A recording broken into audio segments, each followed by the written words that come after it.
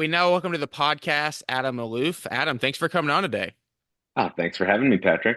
So you're at Princeton University, not the typical guest we have on the podcast, and in terms of we have a lot of coaches on the podcast. Sometimes we'll have players, scouts, things like that. I guess you kind of fit a little bit of the mold of a coach, but what's your current position at Princeton? I'm a professor of geosciences. So, I'm just a regular old professor, and my department is geosciences. So, I'm actually a geologist by training. It means I look at old rocks and tell stories about ancient climate and stuff like that. So how why did I invite you on the podcast? How are you involved? How does a geologist get involved with the baseball program? Well, okay, so Princeton has this pretty awesome program they call Faculty Fellows Program. And what it does is it links faculty and other university administration with sports teams. Nearly 25% of students at Princeton are varsity athletes. I think we have like 38 sports. So it's actually a very sports centric culture. And I was a ball player. I played college baseball and I love baseball. So as soon as I heard about that, I introduced myself to Scott Bradley, our head coach, and he's just really open and forthcoming. And before you know it, I was shagging flies and taking BP. I got in a few scrimmages. It was awesome. You got in a few scrimmages. Oh yeah. Sometimes, the team was low. We have a pretty low roster at Princeton. In fact, sometimes it's stunningly low. We joke sometimes that one injury means we're going to have a hole in the infield. But so yeah, and it's just like the team is so much fun, and it's I travel with them often, and this whole thing that we're probably going to end up discussing today of analytics is pretty recent, but I've been I don't know what you'd say hanging out with the team and being a supportive faculty member for over 10 years, So how long have you been at Princeton as a professor? since 2007. Okay. And you said that you guys don't have as many players on a roster as some other schools. How many do you guys have? We've been as low as 23 or 24, which is outrageous. Even our Ivy League competition, Penn is in the 30s, and here we are trying to play them with 24 people. Why? I'm not the right person to ask. I'm not in the athletic department, but every year each team is allotted a certain number of players to admit, Okay. and there's 38 sports, and the team can't all be, the university can't all be athletes, and for any number of reasons, it's not just baseball. I think a lot of Princeton sports have on the low end of roster sizes. Well, and they also have people like Adam, like yourself, who can go out there and play too, and so they Yeah. don't need to recruit as much. I So you, wish I had some eligibility. I know. Were you before you started doing a lot of work with the baseball team? Were you a big? Are you a big baseball fan? Are you like, what's your background? Well, I love baseball, of course. I'm a big fan, but I definitely was never an analyst. It's like, I do a lot of this data analysis for my job, but I had never applied it to baseball. In fact, I hadn't even applied it to Major League Baseball until a few months ago. I was just playing with college data because that's just never been a hobby. So, yes, I enjoyed it. Ever since I was a young kid, my neighbor and I used to meet every year right before the season and write down all our predictions of who would win, batting average, RBIs, all this stuff, pencil and paper. And so, been into that, but that was never seriously. You've been in college baseball now for let's say 10 years. How serious have you gotten in terms of researching analytics? I know you've talked about we'll talk about some of the things that you've published, but when did you start really doing like digging in and doing some research across college baseball? I think I did absolutely nothing until two things happened almost the same time. And that was barely 2 years ago, more like a year and a half ago. The first thing was that Joe Hamacher was hired. And Joe, was coming, he had been in the Orioles. And when he was a coach at Amherst, he had developed a kind of student analyst team to get help preparing for games and scouting reports. And so this was already in his blood, and he was trying to start it up. And so, of course, I jumped at the opportunity to collaborate right away. And it was pretty, it was pretty quick. We got along really well right away. And I think I provided some of the nuances and stuff he wasn't getting from the Orioles, and perhaps vice versa. And at the exact same time, we raised the money to get a stadium trackman for our university. And so suddenly we had actual data. Like working with play by play and box scores is fine, but it's not nearly as fun as having this, wealth of data. So once that data started pouring in from every trackman stadium across Division One, and we had a coach that really wanted to look at the analytics, then it was like a house on fire. But Hmm. before then, it was nothing. One of the things, well, first of all, Joe's awesome. He's great. He's a great pitching coach, but I'm sure I don't need to tell you this. He's a ton of fun. I mean, what a personality, what a character. He's great. So how did you guys met when you were with the I Orioles? was with You the Orioles too, yeah, and he okay? was, yeah. So he was great. He was very famous, with his because of his personality, but also a very good pitching coach, and I'm sure he's just going to continue to do really good things at Princeton. And when it comes to the TrackMan, because I've heard at times that tagging, right, tagging TrackMan, have you had any issues with that? Like, I think that's one of the things that maybe some people are skeptical about when it comes to data is like, okay, how good is this data? Yeah. Was that ever issue for you? And if so, how did you work around that? Yeah, I mean that's a great question. I'll tell you right now that that's if I if I try to imagine what I'm actually contributing here, it's mostly that kind of skepticism and know-how because that's what my field does. Like I'm a scientist. All we do is question the quality of data and put uncertainties on data and analysis. And so that's the very first thing we did. We started conducting tests with the TrackMan. What's it good at? What's it bad at? I can tell you right now that the automatic pitch tagger, if that's what you're referring to, is Mhm. identifying the pitch type that's built into TrackMan, is about 75% accurate, Okay. which is abysmal. Yeah. That said, for what it's worth, if you take the raw, super fancy neural network based MLB tracker and do it on a new pitcher, who's a rookie who doesn't have a lot of pitches already in the system, it's barely better. And so this is not easy. This is no small task. And I actually have a new pitch tagger that we use internally that I've gotten up to, it's almost 89% accurate. So it's way better than TrackMan. And we're working to further improve it. I have a student now working on a little tangent there to hopefully improve it further, but that's definitely an issue. And the manual tagging, right? There's always a person in the booth who's also tagging. What we found is I had this secret hope that I was like, okay, maybe these big SEC schools, they've got like the same tagger and they're really high quality and stuff, but it's all over the place. Hmm. One game, the tagger nails it, and you're like, oh my gosh, 100%. The next game, it's wildly inaccurate, using words like one seam fastball and things that you don't even know exist. So it's pretty, it is the Wild West for some stuff like that. But, for the stuff where it's a direct measurement, like, horizontal break or pitch location, it's pretty good. I'm sure it's not quite as good as StatCast, but a lot of the time it's pretty good. What's something that you've learned just from all the TrackMan data across maybe just Princeton, you collecting the data yourself? I'm sure, did you have a hypothesis before you guys got TrackMan as to what you thought you would see and then versus what you actually did see? I wish I could say yes. I think I had no expectations about what we would see or even what we were getting. Mm. Like this was all new. I had, like I said, I hadn't experimented with baseball savant. I didn't even know the variety of things that we'd be measuring. And now I'm still very much in the process of figuring out what we can see. Like I was just in the throes, for example, of, with all the StatCast stuff about bat speed and squared up fraction and the stuff that they can measure. And, we don't get that with TrackMan. We don't have a bat speed measurement, but we do get exit velocity and launch angle and all these things. And of course, aluminum bats are actually way more variable than wood bats.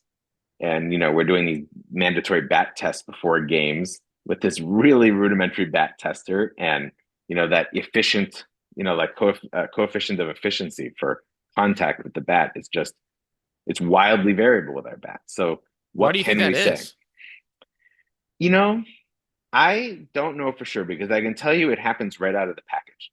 And it's not just like temperature and humidity. You can literally buy a bunch of six identical bats, stick them in this bat tester, and they're going to give pretty variable. I mean, by almost 20% variability. Um, what we call elasticity or coefficients of efficiency, whatever you want to call it. Part of it is manufacturing. Part of it is that the device that we use for testing is so rudimentary and imprecise. Even when you use the calibration tool, you get different results. And so it's really hard to like put a number on that and start to understand, are our players barreling the ball and things like that. And so yeah, we're definitely behind MLB and we have some things to overcome, but it's also really fun. That is fun. I also like it's so funny you're a geologist and I like in your background. What is that? It's like a What is your background? It's a picture of some sort of rock is that the United States? Oh, you mean where I'm on video right now? Yeah, yeah, yeah. Oh no, that's actually, believe it or not, there, maybe you can see it better now. Yeah. That's a what we call a tree cookie. So it's actually a sawn cross section through a big tree. this is a this is Interesting. an aside, but I teach this freshman seminar class where we try to tell, it's how to learn to tell climate signals, and trees record climate through the width of their growth rings called dendrochronology. And I actually have a deal with the university where every time they cut a big tree down, they save me a cookie. And then I sand it down, get it nicely polished, take a really good picture of it, and then that's a climate record. And then when we teach the class, Beautiful. we have one more climate record to work Oh, that's with. that's what Adam put in his contract with Princeton. That's Yep. great. So I came across you, and this is how I found out about you. I've been doing a lot of research on the strike zone lately because Hmm. been building out a course on swing decisions, and so I was like, I want to know every single thing that there is to know about swing decisions, and obviously the strike zone is very important. Yeah.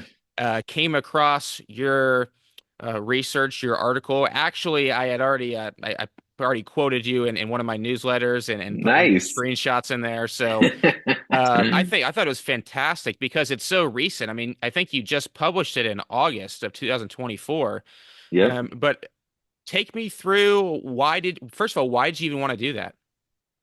Yeah. So I can tell you that so much of what we do, or what I do, I should say, and what we're doing as part of our kind of analytics group, is trying to develop an understanding, kind of like you pointed out, about the limitations of our data and how we can best use it to say useful things to our players and coaches. So let me give you an example. If we're measuring zone percentage, like Joe would have told you over and over again, zone percentage is one of the most important things for pitcher success, right? Well, what does it mean if I calculate zone percentage?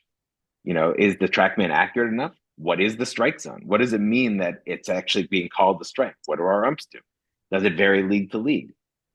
How much of a role does the catcher play? Right. So suddenly, like just Joe asking me, tell me the zone percentage of our guys and how it's evolving with their practice sent me down this rabbit hole. Like, oh my God, I don't know. Let's figure out what the strike zone is. And then it got really interesting really fast, like, first of all, I did some tests and became pretty confident that TrackMan was giving me quite accurate plate location, right? So forget about forget about that.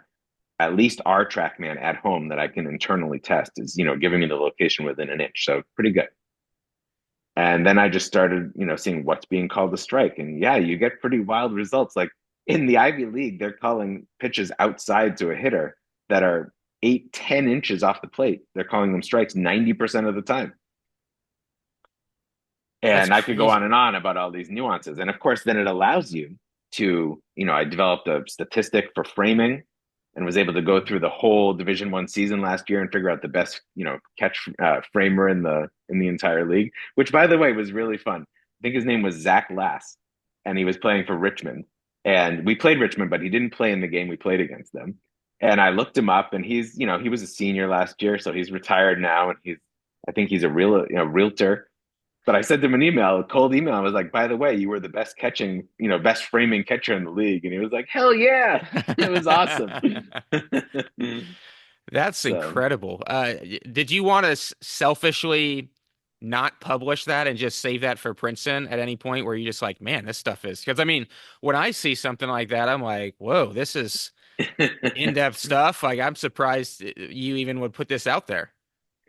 okay, so that's a really good question because as a scientist, it goes against every bone of my body to not publish, right? So my entire life has been about trying to solve a problem and putting it out there. And in fact, this is the other thing that makes a difference. I mean, this is a whole nother topic, but in my few conversations with MLB people, what I'm struck by compared to my own field is that when I publish in science, my work is evaluated by the top scientists in the world, and they send me feedback. They reject it. It goes through these rounds and rounds of review, not internal review, not this.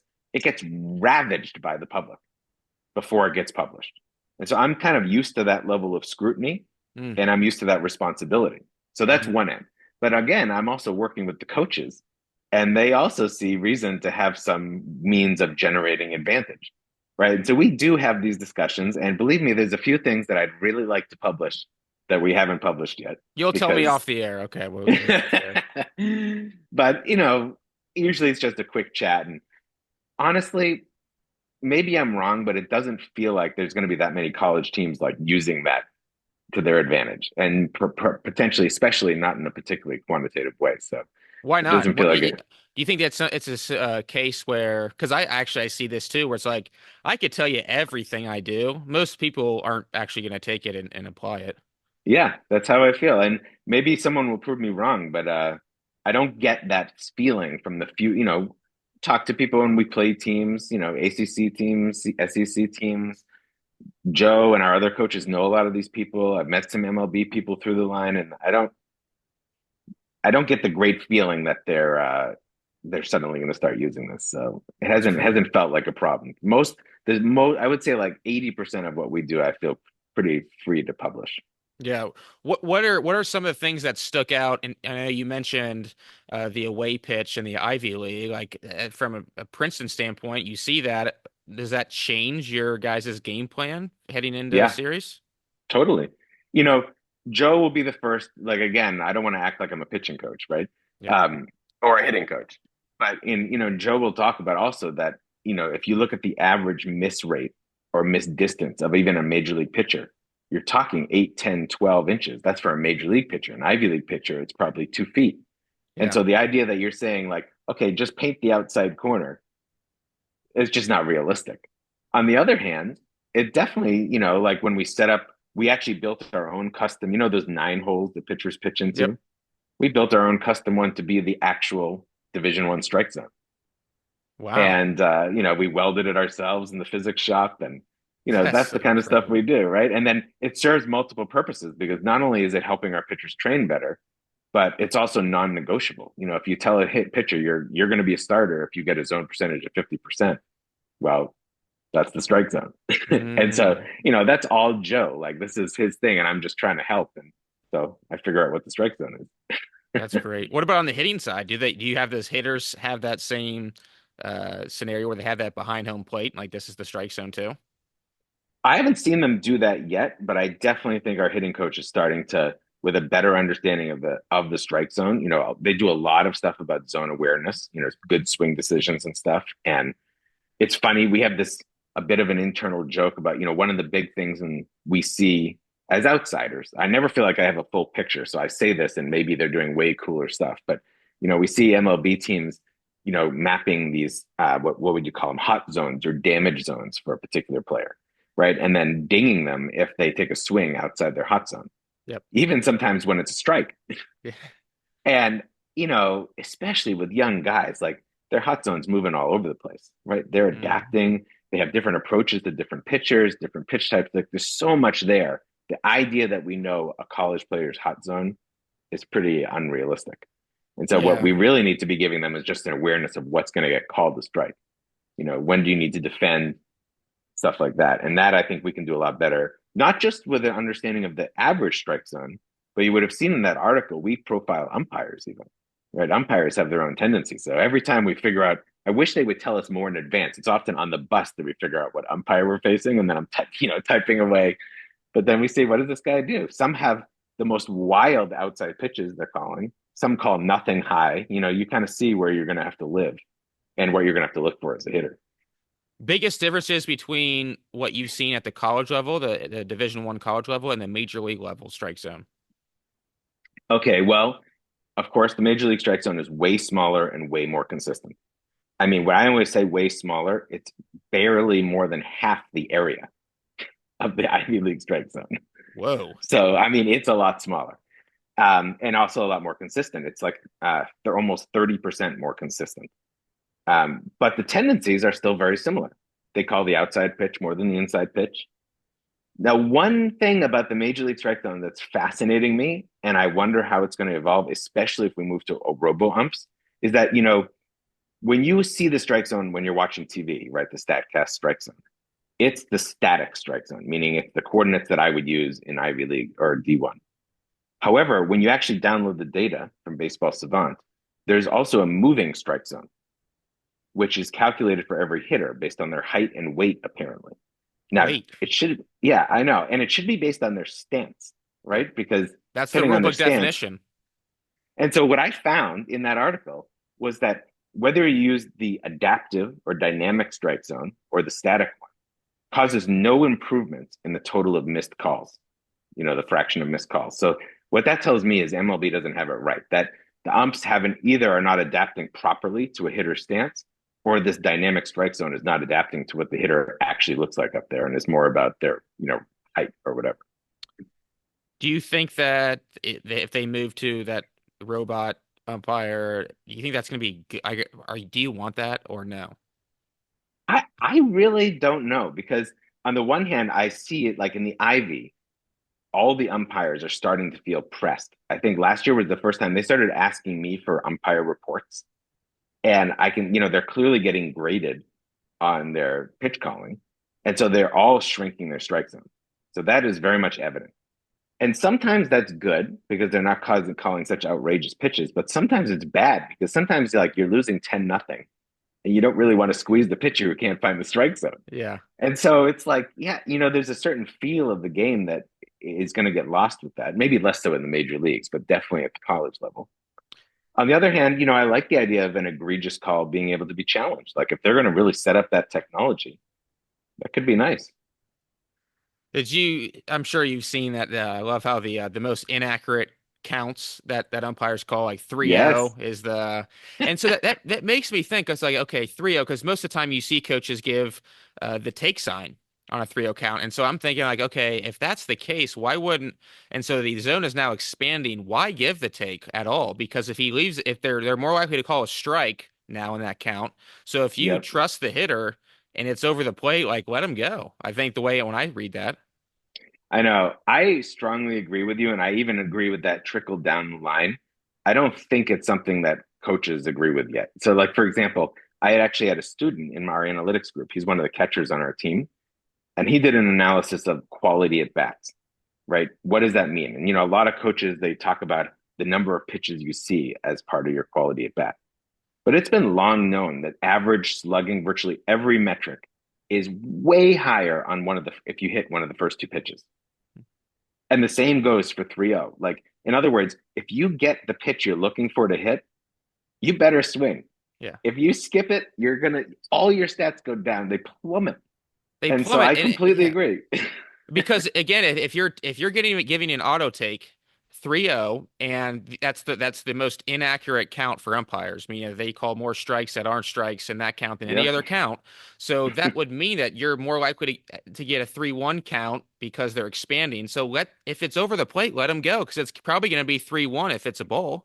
Yep. I completely agree. Couldn't agree more. But Yeah. I don't feel like that is pervasive because the thing that happens is that if you two swing on 3-0 and you ground out third, you get reamed, right? Well, Like yeah, that everyone's just like, is. "Oh, I told you." Yeah, what are you thinking? I Yeah. told you so. It's like, well, it's, yeah, I know, but I'm glad I'm not, you're actually the first person that I've said that to, and so it makes me feel more confident in it actually because I'm like, okay, I'm not crazy here. I'm not the only one to think that. I mean, I can tell you from just a raw bulk statistic perspective, right? Not controlling for individuals and so on. If you get a pitch to hit, if it's what you're looking for and you're ready to hit it, you better swing because taking it in all counts is the worst thing you could ever do. Like it's the stats are stunning. I mean, your slugging is plummeting like 100 points taking that pitch. And for those listening to this episode right now, and Adam, please correct me if I'm wrong. I work with a lot of high school kids, and so whenever I see research like this, I always say it's magnified at the lower levels, right? Because the strike zone's way bigger, everything's way Yeah, bigger. So exactly what you said, it's even makes it even more important to be aggressive, especially at younger levels. Would you agree with that? I mean, totally. I mean, I haven't thought too much about high school, but certainly comparing MLB to college or even SEC to Ivy, which I'm often comparing, I think that's definitely true. You would think that the Ivy League umpires would be smarter than the SEC umpires, wouldn't you? I don't know if they all went to Ivy That's leagues, true. That's true. Did And you one Go one thing ahead. that's frustrating, sorry to interrupt you, but on that note, one thing that's tough in doing a lot of the strike zone analysis, I don't know if this is true in other leagues, but in the Ivies, it's crazy how many umps we see. Like most of our catchers caught for a different umpire in every game they caught. And so there must be, the umps they're not like an Ivy ump, right? They're coming through. And so it's hard to study them because we get like, each ump once. That is, yeah, that's a good point. Yeah, it's hard to game plan for that too because you don't know. Like you said, you don't know until you're there. I think you said earlier you're on the bus Yeah. ride over there. What Yeah. about two strike approach, two strike counts? What would be based on what you've seen, the umpire tendencies? Is there a framework that you would recommend for two strike counts for hitters? Well, again, you're like painting me to be a coach here, which I feel like, I'm a little uncomfortable in that role because I like my favorite thing to do is to crunch the numbers. And Yep, I do feel like I know how to watch baseball. I mean, I played my entire life and I've been hanging out with the team, but I also have never coached. And so it's sure. more, this becomes a conversation with the coach. But, if you're asking me to riff here, what do I suggest Your on own opinion. O2? It's your opinion. It's your just your opinion. Right, right. My opinion, then what I definitely feel strongly that hitters should have an A and a B swing, right? Because in more so than ever, I mean, I know it's been normalized and it's okay to strike out in MLB, but what's so clear in D1 is that getting on base matters insanely more. And I'll give you a quantitative example of this. So people use OPS very commonly to, estimate run scored. It's like the simplest stat to do that. It does exceptionally well. And in that case, you're equally weighting on base percentage and slugging. If I want to use the same category of stat for D1, I have to multiply on base percentage by 3.3. So, in other words, the equivalent of OPS to do really well in D1 would be 3.3 times on base percentage plus slugging. Mm. So that just shows you how much more important it is to get on base because the fielders aren't as good. People make more mental mistakes. So just getting on base, you're more likely to score. You don't have to be knocked in by an extra base hit. And so so striking out is much worse in D1 or Ivy League than it is in MLB. So the idea that, you'd go up there with your three possible outcomes on O2 and take a huge hack is, I think you're better to put it in play. That would be my advice. What about sacrifice bunting? Oh, I mean, maybe not with two strikes. That's No, I that's know that. yeah. I mean, I do think like that's again that's probably where field comes in a little bit. Like, is it what's the third baseman like? Is the pitcher a good fielder? How's your guy at bunting? People don't practice bunting very much, and so, but yeah, I mean, it's again, I think it is better than it is in MLB, right? In MLB, defenses are good, extra base hits abound, people are going to hit bombs, and on base is everything in D1.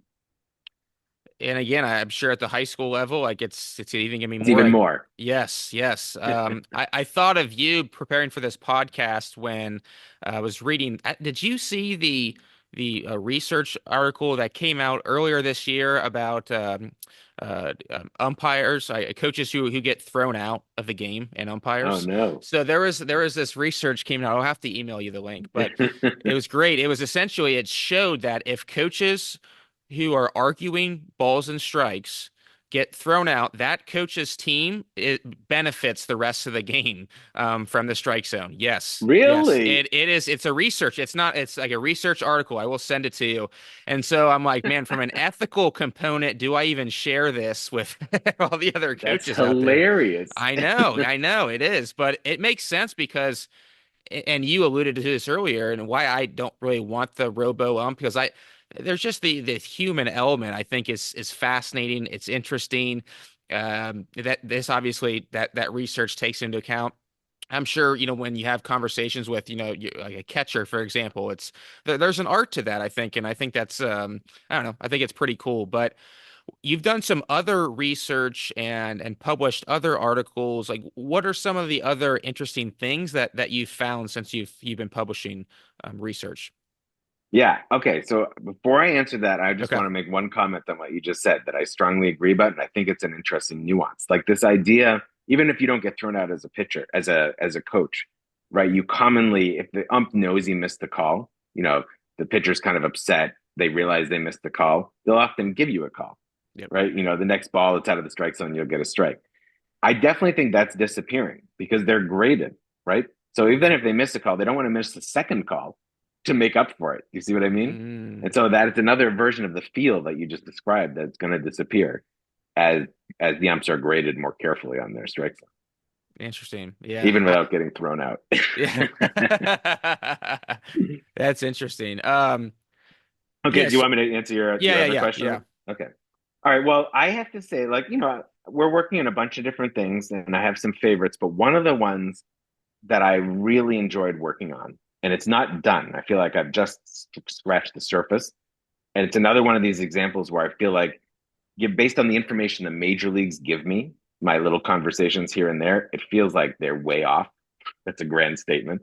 But they're probably doing all sorts of fancy stuff they don't tell me about. So who knows? Mm, But and that revolves around this whole idea of regression to the mean, and the idea that you're comparing, hitters or pitchers, whatever you want to take, with different numbers of at bats, right? And how do you do that, right? So it's even more amplified, just like you keep mentioning it would be more amplified in high school. But imagine the Ivy League, where a player gets 200 plate appearances.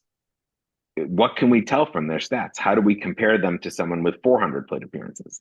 How do we even figure out the Ivy League awards when we're comparing with someone with 150 versus 250 plate appearances?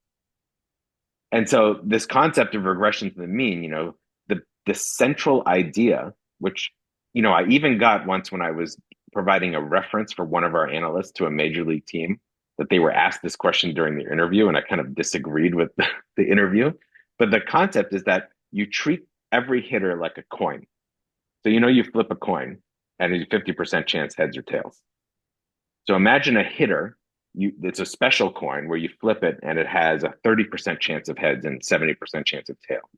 Their batting average would be 300 on a long time scale.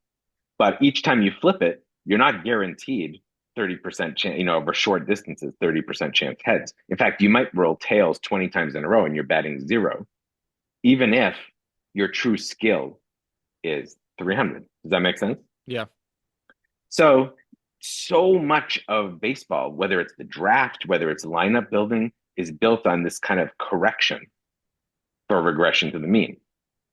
And uh, there's so many things embedded in this assumption. Like the biggest one, which is so flawed, again, for lower levels, is that you have some intrinsic skill that never changes, right? Like what college player doesn't improve through time or get injured, right? So the idea that your every human is one coin for their life is so wrong that it really throws off this approach. And so I've tried to develop more what we call generically probabilistic ways of doing this that identify patterns. So like now I can identify whether a hitter has jumped from being a 0.25 coin to a 0.3 coin and things like that. And also, given their plate appearances and any changes in behavior, I can predict not just what I expect their average to be, but also the error bars on that average. And so I can actually say, like, let's say I take two players and I'm trying to decide who gets Ivy League Player of the Year. I can actually compute what percent of the time one is better than the other. You see what I mean? Like if I ran 1,000 seasons and that kind of thing. And Right. so that I found that really rewarding. And again, the major leagues might be doing this. They just don't let me know. And I never see anything written about it. But it just like this is something I do in my field all the time. And it just seems crazy to do the kind of things I read in baseball books like tango and stuff like that. That's great. So, do you play a part in the lineup? No, zero part. No, by having these data and probabilities. Like every coach is more or less receptive to these kind of things, right? And I share it with them, and I think whether they make decisions on it or not, they also have a lot more feel. They're working with these players every day, and who's feeling good, who's injured, that stuff is. I'm talking about broad season end kind of statistics. So like the two have two different parts in everything, and I bet you with time, some of these stats will prove more useful than others. Some will get used, some won't, and For now, it's mostly just fun making them and then having the discussions. I was having a conversation one time with someone in the front office of a major league organization.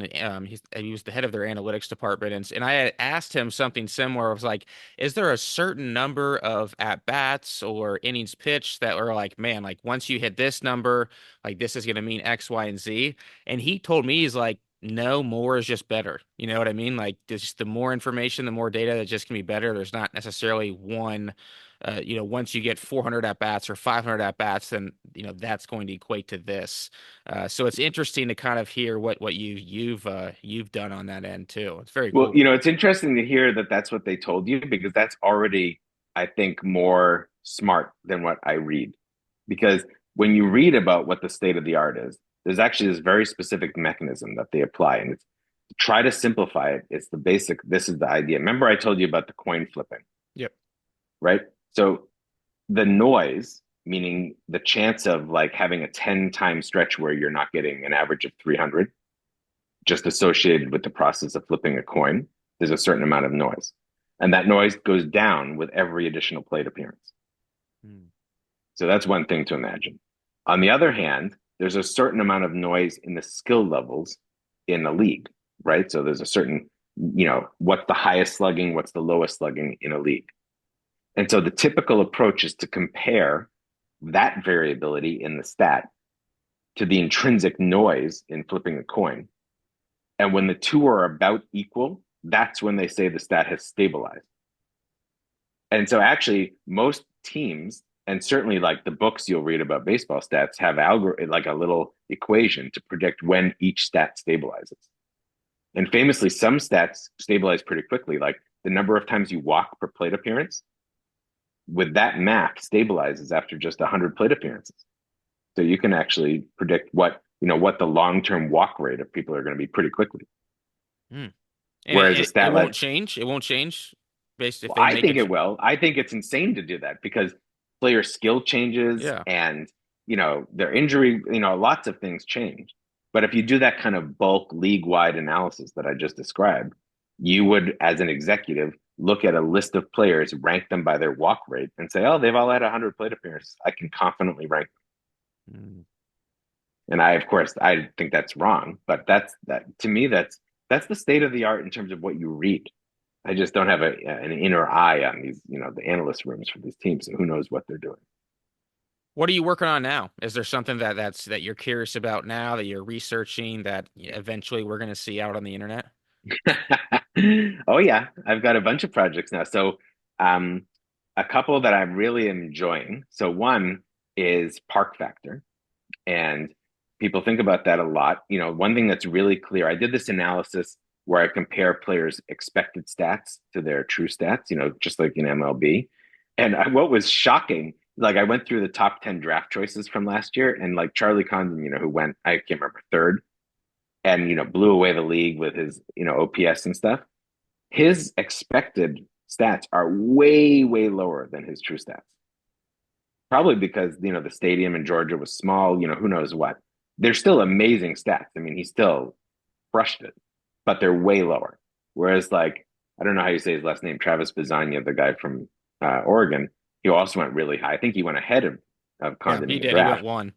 Yeah, his expected stats are true. They are exactly what his true stats were. And so he must have played in neutral stadiums, but like his stats really reflected, his exit velocity and launch angle and so on. But none of that accounted for park factor. And like I said, maybe Charlie Condon's stats were, bigger than they should have been because of park factor.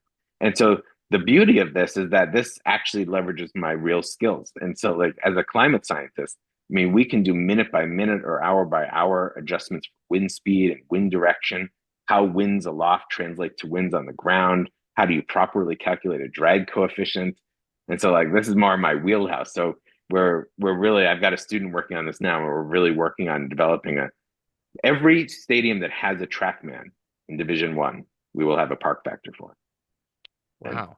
and therefore be able to again adjust statistics, but also prepare. This is something that happened to us. So like, yes, this will be fun to just say who should have been our the first round draft choice, but it's going to help us prepare for games because our team, for example, not last year, but 2 years ago, was really heavy into left field power. And when the wind blew in from left field, we didn't have a secondary approach, and all our flies were getting knocked down, and we'd often lose. And so we can prepare and adapt for that. Like I look at the forecast and be like, guys, no one's hitting home runs to left field today, so it's time to use your other swing. Ah, that's great. That's great. Well, when you come out with that, we'll have to have you back on the podcast to talk about that. Oh, by the way, is Tommy Guggen still on the team? Oh yeah, So I yep, played for Tommy's dad at Xavier. He was my coach. really. So I remember Tommy, he would run around the field like almost every day when he was like 7 years old and everything. It's crazy that he's in college playing baseball now. Yeah, yeah, he was pretty much our starting shortstop last year as a freshman. Wow. And he really got stronger this summer, playing summer league, and he's already hitting bombs during practice. So he's got a He bright future. he's a great kid. Great kid. Yeah, great family overall. Well, this has been a ton of fun, Adam. I appreciate you coming on. I think having someone who's a professor and who does educates, I would say, for a living, you make my Hmm. job it's very easy today. It was very easy because you're such a good at conversation and explaining things. So we'll definitely have to have you back on. But I really do appreciate it. I know you're very busy. You've got a million things going on. So thank you again. Oh, no problem. If people want to learn more, should I just put the Medium link to all your articles, or is there a certain place I should guide them to? Yeah, probably just we have I made that publication called the Saber-Tooth Tigers, which is, Yes, saber like sabermetrics and tigers because we're Princeton Tigers, love it. dorky, but whatever. And so that's where I really hope, like I'm hoping it's going to blow up. So right now it's mostly just articles by me, but like Joe and I and the two other coaches are teaching a class now with 20 students in it, all of whom are hoping to be baseball analysts. And so we're hoping to publish our class research in there. And so like my hope is that that goes from being like an article whenever I have time to write it up to being something with lots of stuff. So that'd be a That's good place to great. go. It's awesome. Adam, thanks again for coming on, man. Thanks, Patrick. Take care.